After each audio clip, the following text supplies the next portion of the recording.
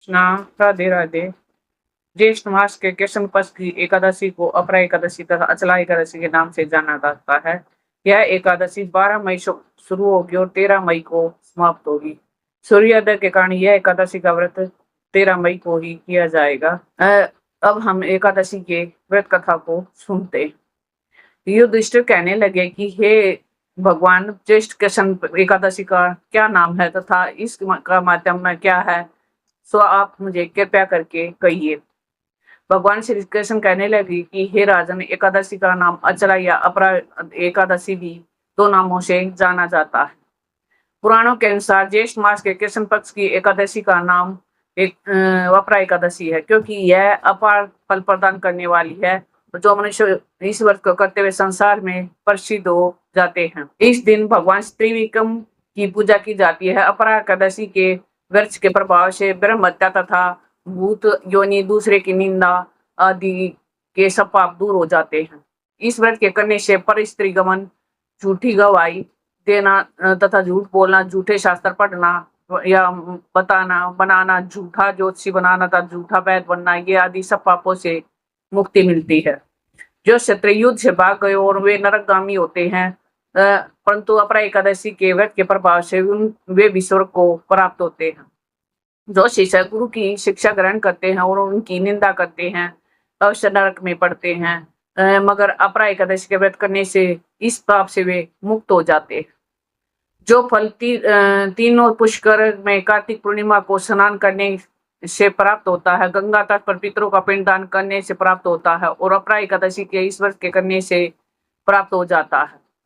मकर में सूर्य में प्रयागराज स्नान करने से, शिवरात्रि में का व्रत करने से, सिंह राशि में बृहस्पति में गोमती नदी में स्नान करने से तथा कुंभ में केदारनाथ के दर्शन या बद्रीनाथ के दर्शन, सूर्य ग्रहण के कुरुक्षेत्र में स्नान करने से, श्रवण दान करने से अथवा अर्ध प्रसूता गोदान में जो फल मिलता है, वही फल एकादशी के व्रत के प्रभाव से मिल जाता है।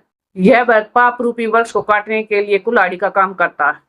पाप रूपी ईंधन को जलाने के लिए अग्नि, पाप रूपी अंधकार को मिटाने के लिए सूर्य के समान तथा मृगों को मारने के लिए सिंह के समान होता है। अतः मनुष्यों को पापों से डरते हुए इस व्रत को अवश्य करना चाहिए। अपरा एकादशी का व्रत करना भगवान का पूजन करने, जो मनुष्य पूजन करने से तथा मनुष्य सब पापों से छूटकर विष्णु लोक को प्राप्त होते हैं। इसकी एक प्रचलित कथा के अनुसार प्राचीन काल में महिषध्वज नाम का एक धर्मात्मा राजा था। उनका छोटा भाई वज्रध्वज बड़ा ही क्रूर, अधर्मी तथा अन्यायी था।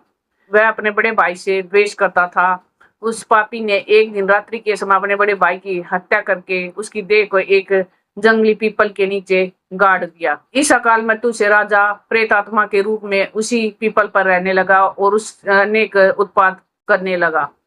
एक दिन अचानक धूम्य नामक ऋषि उधर से गुजरे। उन्होंने प्रेत को देखा और तपोबल से उसके अतीत को जान लिया। अपने तपोबल से प्रेत का उत्पात का कारण समझा, ऋषि ने प्रसन्न होकर उस प्रेत को पीपल के पेड़ के से उतारा और परलोक की विद्या का उपदेश दिया। बाद राजा ने महिषध्वज को प्रेत योनि से मुक्ति के लिए धूम्य ऋषि ने स्वयं अपना एकादशी का व्रत रखा। तब उस व्रत के जो पुण्य ऋषि सौम्य के प्राप्त हुआ, उन्होंने वह सारा पुण्य राजा महिषध्वज को दे दिया। पुण्य के प्रताप से राजा महिषध्वज को प्रेत योनि से मुक्ति मिल गई और इसके लिए राजा ने धूम्य ऋषि को सप्रेम नमस्कार किया और भगवान विष्णु के धाम को चले गए, वैकुंठ धाम को चले गए।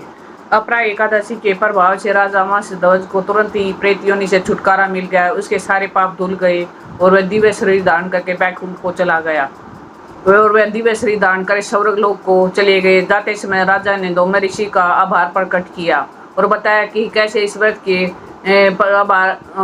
कैसे इस व्रत से उन्हें घोर कष्टों से मुक्त कर दिया है। यह कहानी हमें यह सिखाती है कि चाहे जन जाने में कितनी बड़ी गलतियां हुई, यदि भगवान की शरण में जाते हैं तो और विधि विधान से व्रत का पालन करते हैं तो हमारे जीवन में दुखों का अंत जरूर होता है। इस कथा को सुनने मात्र से व्यक्ति के कष्ट कम होते हैं और उसे मानसिक शांति प्राप्त होती है। इसलिए हमें इस व्रत को जरूर से करना चाहिए, क्योंकि अगर हमारे से जाने अनजाने में भी पाप हो जाते हैं, उनसे हमें मुक्ति मिल जाती है, उनसे हमारे सारे कष्ट दूर हो जाते हैं। प्लीज़ हमारी वीडियो को ज़्यादा से ज़्यादा शेयर कीजिए, अपने शास्त्रों का ज़्यादा से ज़्यादा प्रचार कीजिए, ये भी एक तरह की सेवा ही है। राधे राधे।